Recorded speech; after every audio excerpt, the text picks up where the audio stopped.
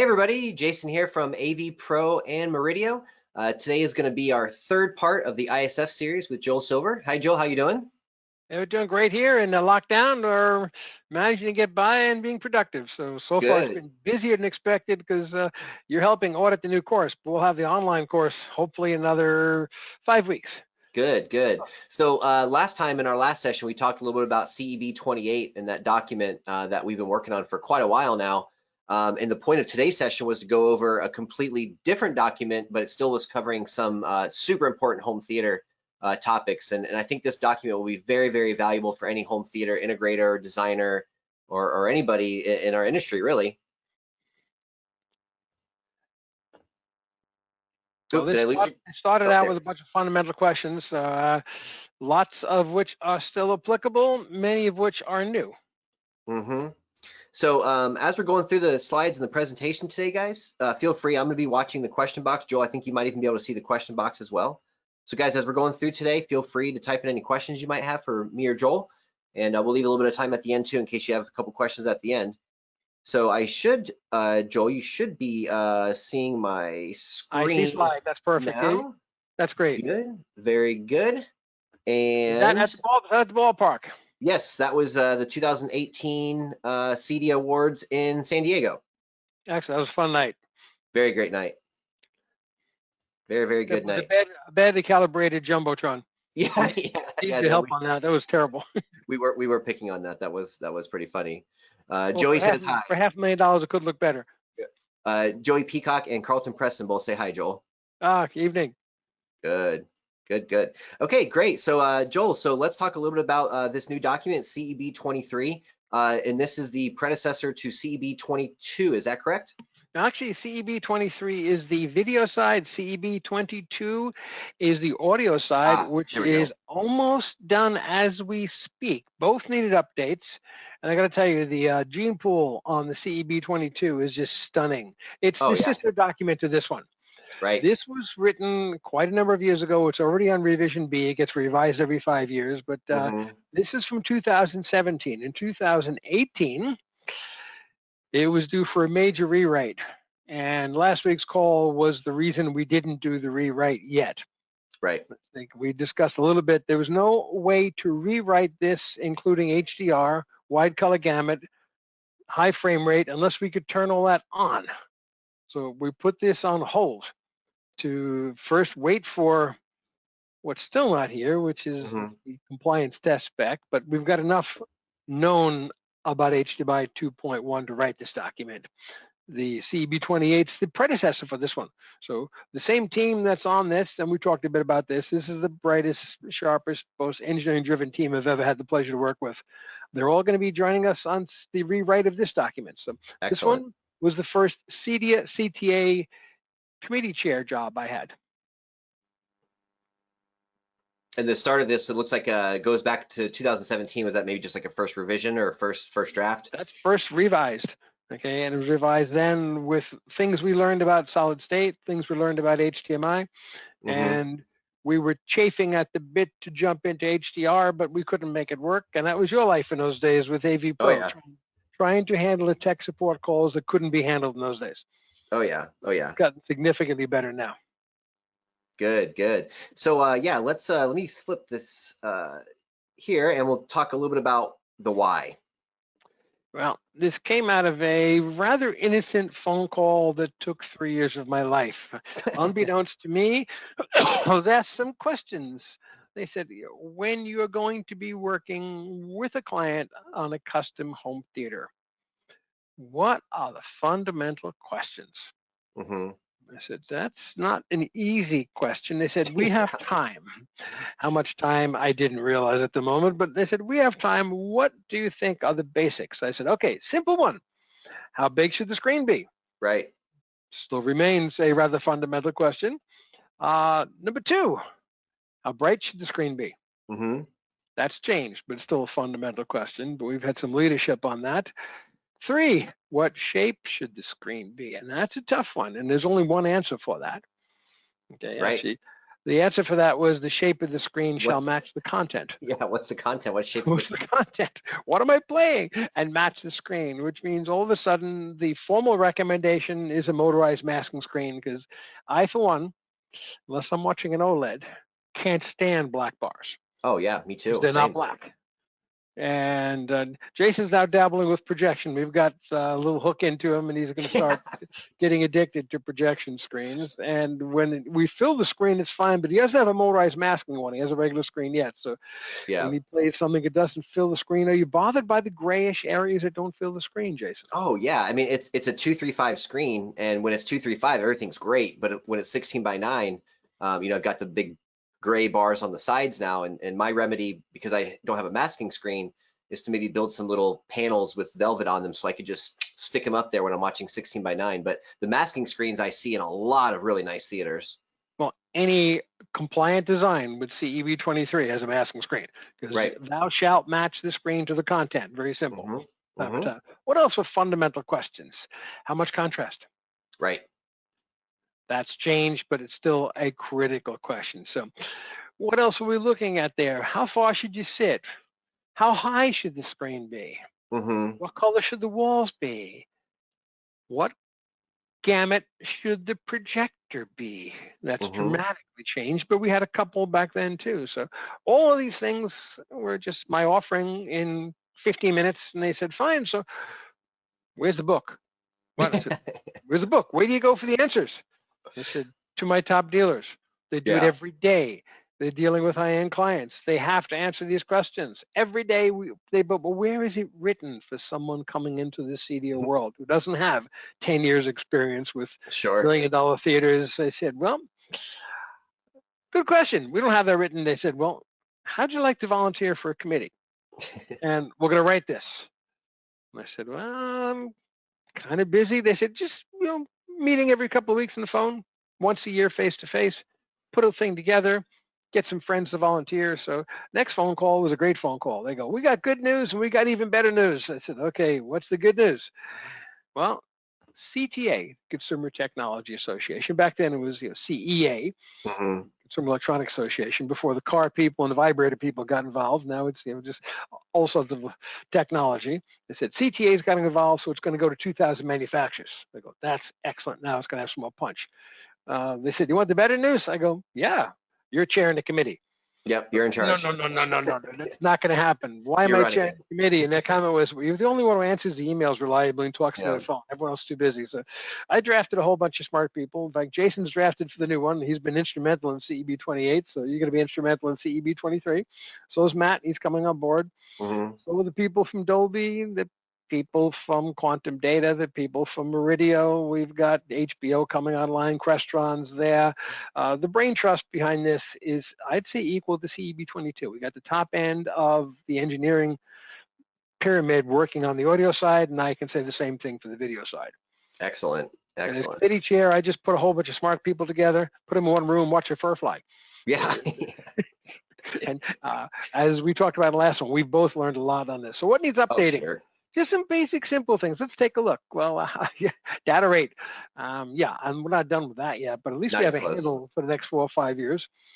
These two, electro-optical transfer function and OETF. Now there we can get briefly involved in absolute HDR systems and relative HDR systems. We mentioned that briefly. When I'm in a studio environment, if I'm dealing with a Dolby Vision projector, a Dolby Vision monitor, a Dolby Vision mastering system, I can look at any particular point in my bit depth. I know what the luminance is supposed to be.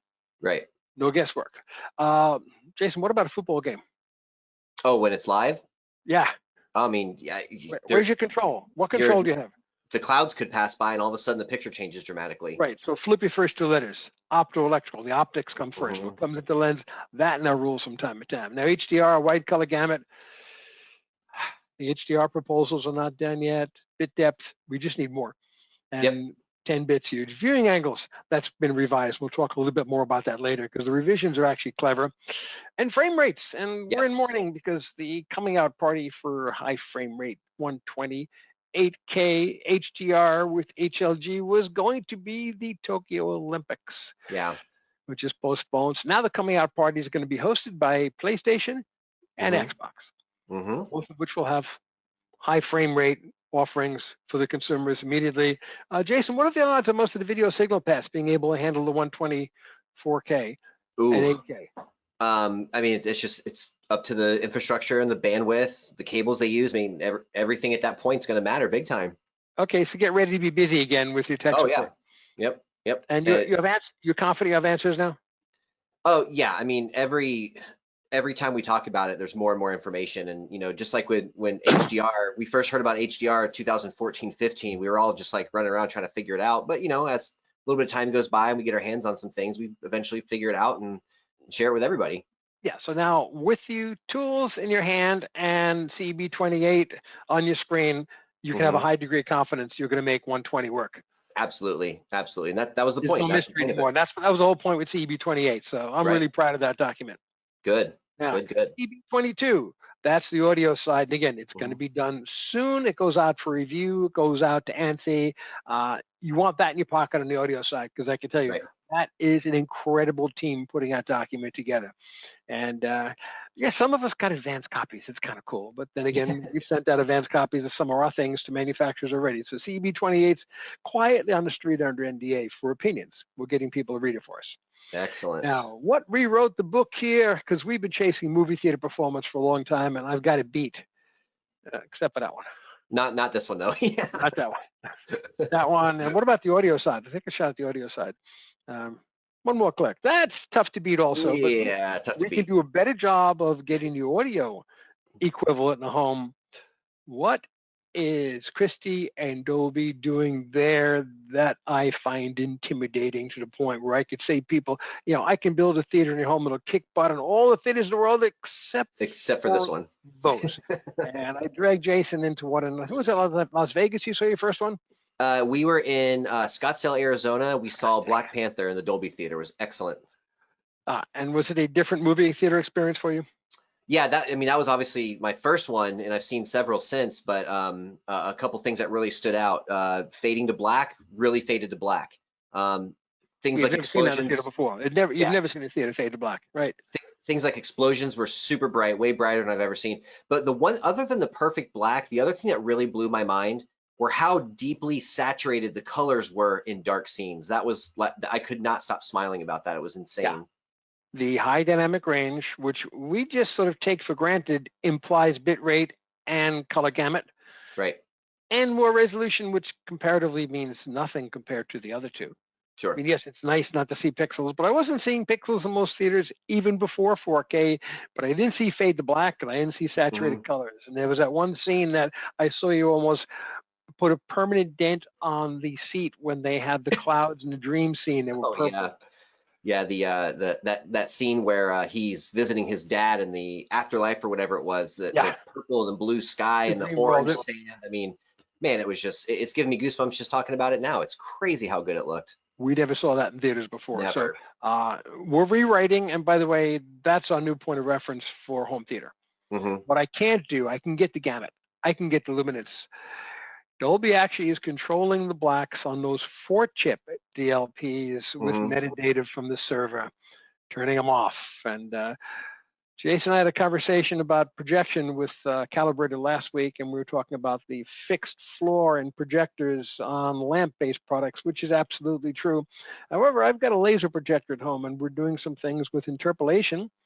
Not metadata, so I'm nowhere near what Dolby is doing, but with interpolation, and Jason, you've been in my theater with this laser projector, I can make the blacks better and keep the whites better. Sure. Can't get the fade the black that Dolby does, but I'm getting damn close. But the laser manipulation with the interpolation of the triplets and the signal really gives me high contrast and high brightness at the same time on my screen I've never had before. And the only thing that's terrible right now is a very difficult lockdown for me. I think maybe mentioned in the last call. I came back from Amsterdam with 3 inches of water in my theater. Yeah. My theater's down. So I'm enjoying the OLEDs, but I'm missing the theater. The good thing is people like Craig Eggers and Dolby were really giving me a hard time for my audio not being updated, but I wasn't about to rip apart the room when everything was working so great. But now that it's getting ripped apart anyway, there's a serious audio upgrade. The theater will have immersive audio. Thanks to CEB23, because I've got guidance in that document, which is great. So all world really is now standards, always has been. So where are we going with this? Okay, we've been following standards, teaching standards, reading standards, memorizing what we could, putting into CalMan what we can't memorize to make it easy for us. And at the end of the day, what I don't want to do is write standards. Mm-hmm. So everything we've done on CEB23 was based upon DCI theatrical standards. It's all we had to put our hooks into. We Right. based aspect ratios on the library of films we were watching. Contrast was something that was very difficult, and luminance was relatively easy considering the amount of money we could spend on a small screen. But contrast in the theater has a lot to do with the design of the room, which we don't Mm-hmm. have control over in the home. Right. So when we started writing contrast specs for Infocom, with a funny name document that's been renamed called Projection Image System Contrast Ratio, or PISCAR, which I don't like, we had a direct view image system contrast committee going, and one of my ideas was that it doesn't matter if you're using direct view or a projector. That's an integrated decision. Mm-hmm. You write a contrast standard, and we did a study right here in my office that you've been to, our boardroom in Boca. Brought a whole bunch of really smart people down from Infocom, and we tested direct views with the same standard they had written for projection based on what the contrast ratio is to make text visible. Mm-hmm. What's the contrast ratio to make a pie chart visible? What's a contrast ratio for complex things like X-rays or architectural drawings? And those standards were written years ago for projection. As it turns out, the standards for projection work perfectly well for direct view, except direct views, of course, would handle a lot more light. But what hadn't changed between the direct view image system contrast and projection? The victim, me, Mm-hmm. the eye. So it turns out the original science that was done at great length by the Infocom people worked just fine for direct views. So now the new standard is up and coming, almost done. It's actually out for review right now, and their reviews are phenomenal. We get great feedback from the business. It's an image system contrast ratio. Good. So we'll give you a 50-to-1 contrast ratio you want in that, theater, classroom, huddle room, whatever it is 50-to-1. The technology you use to do that, that's your business. The standard says 50-to-1 for, important decision making, critical decision making. So that's one of the things we're using for media rooms, because the CEB23 we're writing is for dedicated home theater, which is some of our business. But Jason, would you say there are more media rooms being done than home theaters? Yeah, I was just talking about this with somebody actually, how, I'm seeing more and more nowadays, instead of having a dedicated theater room, somebody will have a room with a nice big giant screen and a projector and stuff, but they'll also have a pool table and a bar and maybe, foosball table or something. This thing became as a revelation. I've been doing this a long time. There's always been more media rooms and multi-purpose rooms because we don't have that much real estate in the average house.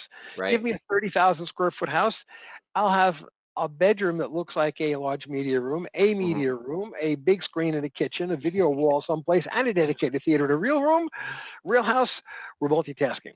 So we've been doing this for a long time. So that 50 and 80-to-1 standard from Infocom is really applicable on media rooms. And 80-to-1 doesn't sound so hard, but try it in the media room. It's kind of tough. Yeah. So the CTA, Consumer Technology Association, Residential 10, R10, okay, that's a standard group. They cover everything from cable colors to plugs. One of the great things they put together for architects is unified symbols for anything electronic in the home you could think of. It has to do with home electronics, commercial electronics, integrated systems, automation, plugs. So we had chaos with architects and designers. So their standards for symbols on architectural drawings are milestones. So the CTA does a lot of good things. Every manufacturer you've ever heard of, and most you haven't, are on there. They, of course, produced the yearly CES, which I'm worried about this year. In attendance at 175,000 is a little rough. I wouldn't mind it if it got a little smaller. You could actually walk the halls and get around. You might be able to see everything. A lot of time they're trying to get down halls. So we work in a residential group. That's where the CEB22 and the 23 and the 28 all live. And 22 will be done. That'll go out to CTA for review and ultimately to ANSI. So we chair the home theater video design. That's going to be redone as soon as we get CEB28 in the can. One thing nice, I've been an awards judge for CEDIA awards for the best home theaters in Asia and America for many years. And I have for years been biting my tongue looking at a beautiful room with $100,000 worth of chairs and some $10 in-wall speakers. And a little projector that would probably do a really good job on a 7-foot wide screen trying to drive a 14-foot wide screen. Yeah. So we basically were flying by the seat of our pants and judging, looking at the projector and the screen size and saying, no, that's a joke. That doesn't get an award. But now that they've got compliance with the audio and the video spec, I want some calibration reports on the audio, some calibration reports on the video. You know, I want 10-point grayscale. I want gamut. I want to know if the EOTF is fine. I want to know how bright the screen is. I want to know what the contrast is. You want an award? Make an award-winning system. Don't give me a pretty room with $50,000 worth of automation and junk audio video. I've seen enough of that. Now at this point, CEDIA eliminates the non-compliant submissions before it gets to the judges. So it's okay. So they put a filter in. We don't even see them. The judges don't see things that don't work. Okay, so if you admit something, and by the way, does the report have to be something exotic like CalMan? No, you can write it down on a napkin. You can print that on a document. Get someone to measure the contrast, get a calibrator in to measure the grayscale, type it out, write it down, email it, whatever. It doesn't have to be a CalMan report. I want to see a grayscale. I want to see gamut. I want to see OTF and how bright's the damn screen and what's the contrast ratio. So the contrast ratio came right out of DCI, intra-frame, inside the frame of checkerboard versus sequential. Black and white measured sequentially. Now, the sequential actually is kind of easy to do because it takes the room out of the equation. Right. It also takes the lens out of the equation. And Jason, now you're playing with a projector. You've got a good one. Your blacks are decent. Oh, yeah, for sure. But your lens is just okay. It's a reasonably priced projector. If I gave you a better lens, your contrast would get better. Oh, sure. I mean, it's a whole thing with, you know, buying a good lens for your camera. Yeah. We talk about this in sessions all the time. I don't buy a good lens to get resolution. I can get resolution for I buy a good lens to get contrast and color correction. So our reference theaters have 150 to 1 inch of frame. In a home, that's going to be virtually impossible. Right. Okay, 100 to 1 is the same spec that comes right out of commercial movie theaters. If you do a good job on room design, not a problem. Now your reference theater, 2000 to 1, if the room's somewhat dark, okay, I can get that. That's easy to do. So the intra-frame, the checkerboard, that's the bear. That's where the lens comes into play. That's where all the white surfaces on the room reflect things back. So if you have a really good room, this is where room design becomes part of theater design. Because for years we've understood that you can't make good audio in a bad room, and we're just starting to learn that, guess what? Repeat the same thing for the video. Now that I've got projectors with good blacks, I've got HDR, a bad room will beat you every single time. Whether it's audio or video, bad room wins. You have a lousy system. Take your Dolby Vision projectors from the commercial cinema, put them in a white room, there goes your contrast. So the room is a component, system design is a big part of it. So how do we do this? So one of the things we recommended in the original CEB23 was something that I do every time I talk to a client. Ask questions. And listen carefully. What are you watching, guy? Okay. What's going on in the movies now? Is it movies and streaming? Okay, what else could we watch in there? Could we have been watching cable news? So that's not really going to be a very widescreen. Or watching sports. I don't see any widescreen sports. I see 178 sports. Yep. So here's a fundamental question. You've got an open budget. You put in a masking screen. Do you start with a 240 screen and mask down to 16:9, or do you start with 16:9 and mask up and down to get yourself to 240? It depends on these questions. Well, someone makes a screen that does both if you have a lot of budget. Okay, Stuart makes one that does both, but that's not for the average home at all. It's a fortune. Now, a couple of things limit us. Number one, I'm in a metro environment with 8-foot ceilings. Doing a widescreen screen, or I have a guy that watches 80% sports. There's my answer.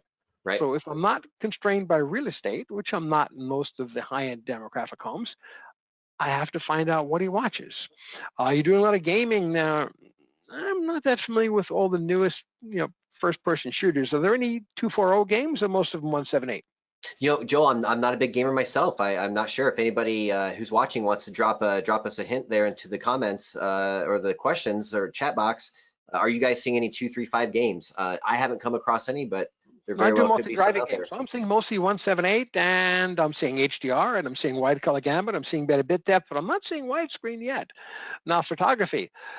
When I do photography on my TVs, I'm doing 3840 by 2160. I'm doing 16:9 editing. And I may start with the native resolution of the actual camera sensor, but my deliverable to my TVs is 16:9. I fill the screen. Mm-hmm. And I've had to learn to shoot differently, to conceive differently, to compose differently in a widescreen world. And don't see many of my photos going 240, but I'm all 178. So these are questions you have to ask your client from time to time. Joel, a few folks did mention in the chat box here that there are a handful of widescreen games, but not many. Okay, begins. Good, but I don't see it. Well, I haven't come across one yet, but I'd love to see more and more. Let's keep on going. Now, what we're seeing now is intriguing. On-device streaming. That means the TV is doing the streaming. Right. Now, that has been answered with even the early chips for HDMI 2.1 with something called eARC, and we talked a little bit about that last week. Mm-hmm. The reverse audio channel, as some of our engineers call it, has been kludgy to say the least, to the point where most dealers are abandoning it and coming up with a less than optimal solution for surround, but one that works every day. eARC should be significantly better, and your lab is testing cables for that. So we're seeing some cable problems, which we shouldn't be. That should be easier to design. So except for bad cables, we are seeing eARC working because on-device streaming, popular, but I tend to prefer doing an auxiliary device for streaming because I can update that and change it, where my on-set limitations are not going to be this year, but they're coming. Mm-hmm. So either way, now that I have eARC, I can make it work. What's our hardest thing to do? Put someone in front of the TV with a camera on them in the room, like a live performance, and all of a sudden now you've got a tough thing to do. But I've got people doing that at home with karaoke and other things. And pictures their kids. So, and all of a sudden, this particular lockdown has lit huddle rooms in the corporate room on fire.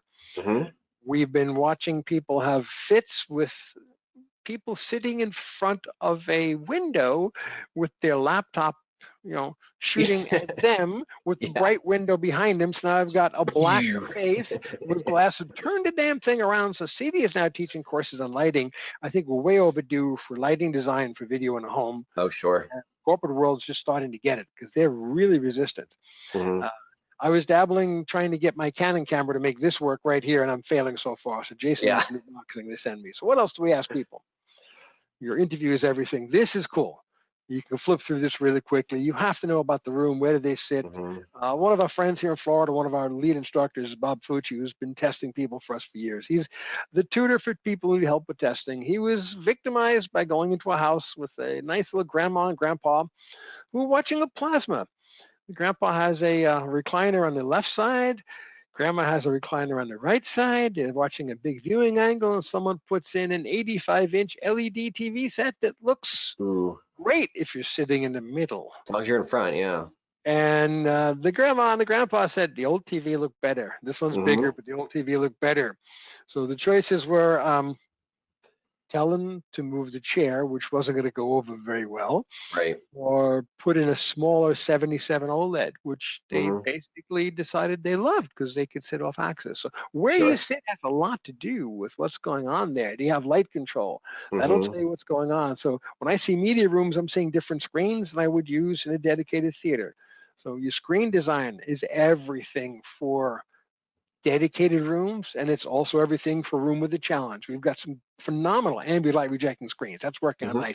Let's keep on going here. We're moving along nicely.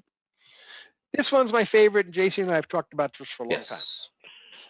One of the things that's subjective is how big should the screen be. So it's not a question of how big should the screen be. It's a question of how big is the screen vis-a-vis where do you sit. So in my little theater at home, I've got a 4-seat theater. It's a huge screen, but it's a small room. It's not a huge screen. It just looks huge when you're sitting very, very close to it. So I've needed 4K immediately because I sit very close to a relatively small screen, so it looks relatively big. So the horizontal view, horizontal field of view, viewing angle is everything to me. So we created this as CEDIA a long time ago. The red zone is sitting too close. So if you look over on the left side, we've got the viewing distance for screen width. That's how we used to do things in the old days. You know, They've since changed to screen height, but the math remains the same. The viewing angle is the same. So if you look at the first green stripe over here, 1.7 is 33 degrees.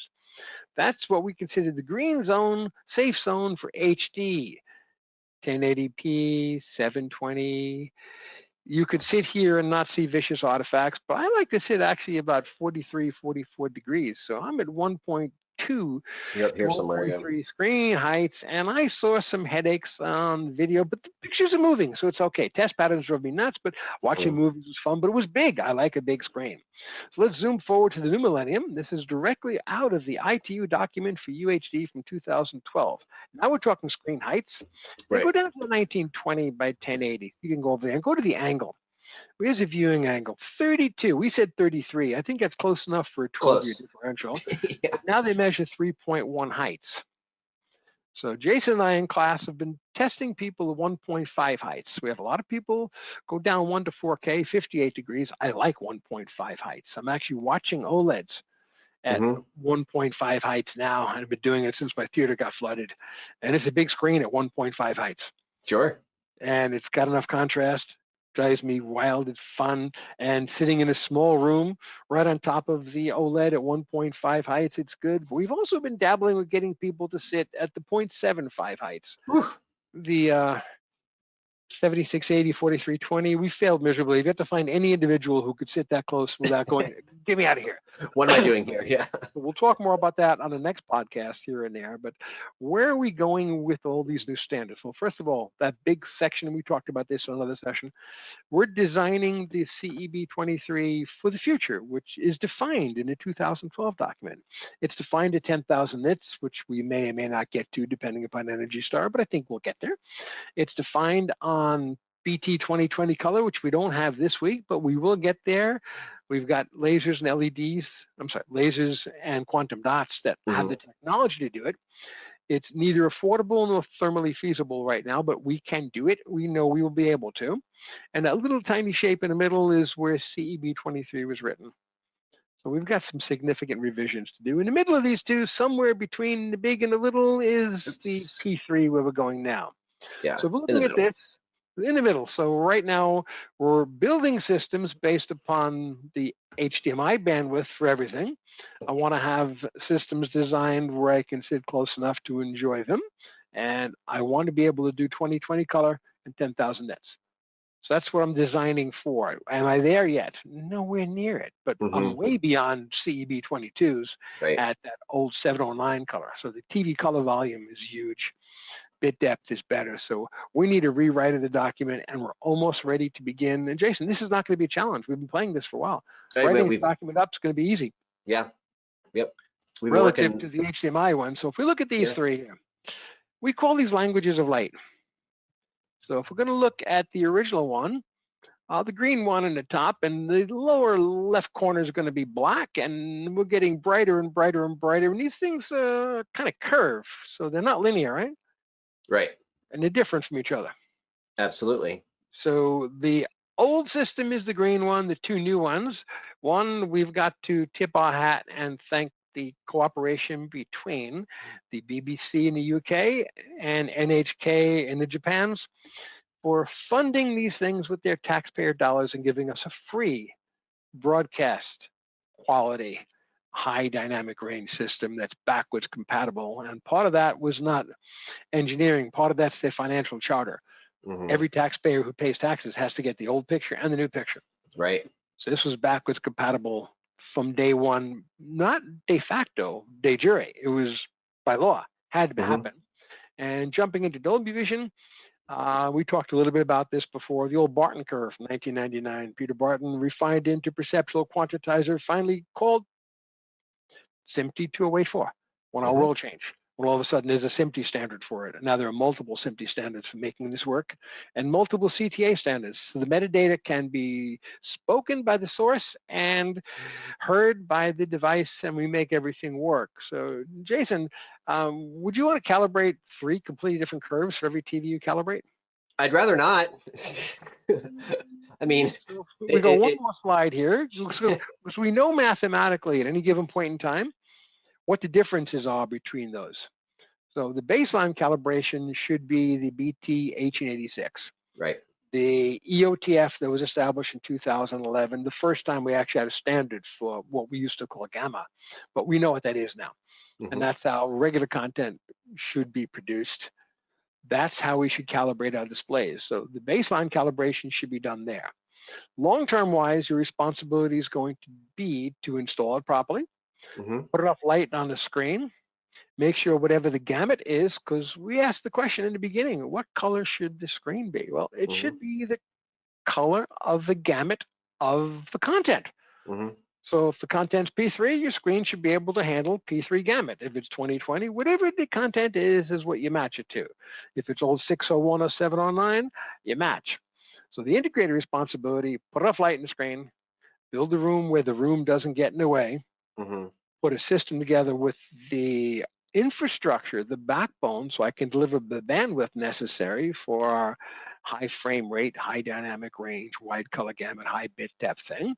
And ultimately, what we think, and I've got 2 manufacturers agreeing so far, if you do your baseline calibration and get the signal there, the difference between those 3 stripes we talked about should be the manufacturer.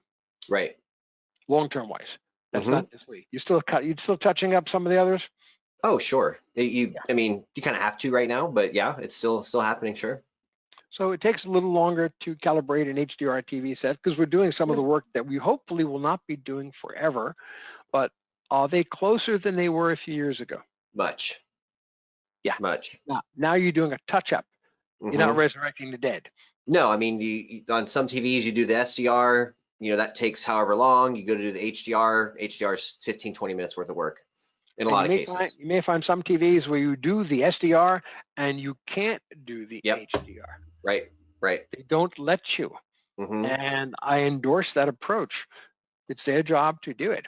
Right. So we'll grow into that, just like we'll grow into 10,000 nits and we'll grow into 2020 and, we'll grow into high frame rates. This is a long-term revolution in imaging with multiple advances, all of which I'm looking forward to, all of which are going to be lucrative and fun. And if you want a window on it, I wanted to close with something here. Jason, have you rewatched this yet? I watch this about once a year. Okay. There's a handful of movies I have that I like to go once a year, and this is definitely one of them. These are our heroes. These are our content creators. These are some of the most brilliant minds in the world. These people collectively have given me years of absolute delightful suspension of disbelief in my theaters, in movie theaters, and they bring us entertainment. And watching what they had to say with what was for me shocking, Keanu Reeves doing the interview, putting it all together, producing his thing. I didn't think he had the bandwidth. I was really wrong. He's a film buff for sure. A lover of the art, lover of film, and respected enough where all these people said, sure, I'll help. So the man's got a lot more going for him than I thought. And this movie, interview, documentary, everyone call it, changed my view of him, and I learned a lot from it. And every time I rewatch it, I learn. So going from analog to digital changed the culture, changed everything, and changed how production was made, changed how shoots were done, because the old 20-minute limitation of a can of film and the budget limitations were gone. Oh, yeah. This was a complete change in culture. And the next one's going to be HDR, but it's not as fundamental a shift as it was when we went from analog to digital. So this is something worth watching. I don't know if it's still on Netflix. It was, and then it was gone, then it was back, but the discs are available.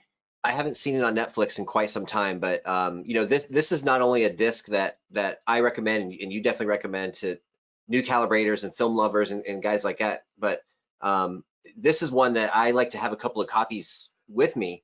So if I do go to a client's home and they're a big film buff or whatnot, this is my gift to them. I'll give this. I buy them half a dozen at a time, and you're giving people a window on a world that they didn't know existed by people who are the heroes. And what was shocking to me was actually to meet some of the people on camera that I've known, and some of the movies I didn't know who made them. It was educational on many levels, and finding out, oh, that's who did that, and what happened on some things with the transition to digital with George Lucas and James Cameron. These are fundamental shifts in the way entertainment's made, and a huge leap in evolution of how I take a script and turn it into something that'll mesmerize huge volumes of people and sit them down and get them tingling and get them excited. So this is the essence of what we do. This is why we calibrate. This is why we build systems. Somebody just chimed in and said, if you still have the Netflix subscription where you get the discs in the mail, it's still available via that method, but no streaming. Okay, I still do disc with them because I get Blu-ray disc. I don't get 4K from them, but I still get Blu-ray. It's fine. Yeah. And when someone like Jason tells me to buy a disc, I no longer just buy 4K discs. I was just buying tons of them when they came out, and I was extraordinarily disappointed too often. And then I've got something on the shelf that when someone says, "Can I look at this?" I have to explain to them that I'm too much of a video snob. I don't even want to play that movie. So I don't want to have things on the shelf that don't look good that I spend $30 on. So I filter them now through my friends and the writers I work with who have good systems and I can trust. So I love buying discs. And I do think this is the last fixed format, last hard format you can have in your hands. So these things will all be collectible, but they're not all good. Right. And the people on this disc, when they make a movie, it's good. So tip my hat to Mr. Keanu Reeves. He gave us something memorable here, and he did something for the industry. So sure. We owe him for this. So if you don't own this disc, own it. If you do own it, buy another one and give it to someone else. Pay it forward like Jason does. Yeah. Guys, that's all that we kind of had for you today. Feel free to let some of those questions roll in. There are a couple, Joel. One question, he says, will the release of the new Christie Eclipse get us closer to true black in 2020 color and possibly the first Dolby Vision capabilities in front projector? I don't know if we're going to get metadata from Dolby talking to the projector. I don't have the answer for that yet. Haven't had one in for review. But those are the people who had the first experience with Dolby. So we've also taught at Christie. We've been in a factory. They're impressive. So in general, it'll be one I'd be looking forward to testing. Good. Will they behave with metadata? Nothing does what the Dolby Vision Cinema does. Different machine and 4 chips, but we can do an awful lot with interpolation. I've got a laser projector at home that's doing a really good job on it. Occasionally, I see it working. Most of the time, it's completely transparent. Right. I don't see it working 95% of the time.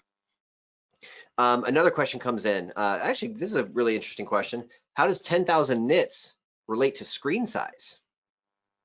Just bring more lumens with the projector. more power. At the moment, the biggest screen experience I have are the 60-foot wide 1,000 nit units. But I did have the privilege of spending most of an afternoon in front of a 10,000 nit large LCD panel. And what shocked me was how easy it was to watch.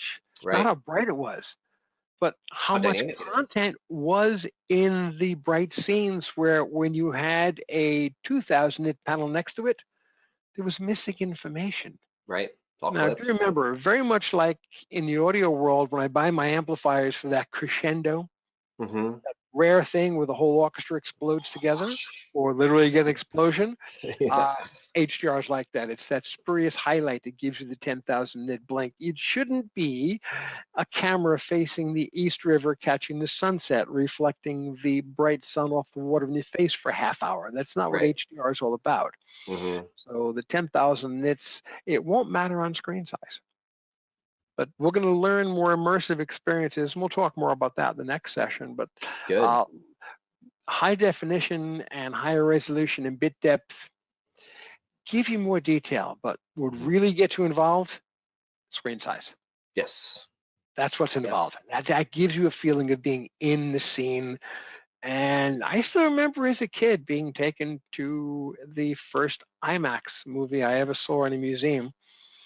And I was stunned and happy.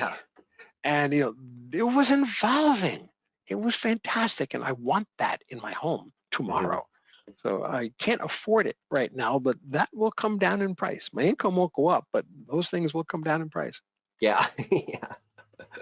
Well, that's excellent, guys. Thank you so much for the questions. Joel, thank you so much for your time today. Thank you, Jason. Thanks for questions out there. That was great. I don't see any new questions rolling in, guys. So with that being said, Joel, we've got another session like this scheduled for Friday where we're going to talk a lot about screen sizes and aspect ratios and things like that. We're seeing some gigantic screens these days. So we'll touch on that a little bit. And it actually came out of questions from a film crew. Yeah, which sure. was fun to be with. But there was a team who just put a movie together. They showed us a preview of it, and they wanted to have lunch with us because they wanted to pick our brains, which was shocking and fun. Cool. And we gave them answers they didn't expect. Excellent. Until next time. Thank you, Jason. Yep. Stay tuned, guys, for Friday for that last session that we'll have here with Joel on screen sizes and aspect ratios. And guys, enjoy the rest of your evening, the rest of your day, and we'll see you. Be safe and be well. Yep. And we'll see you on the next one. Thanks a lot, Joel. Thanks everybody. Bye. See you next time.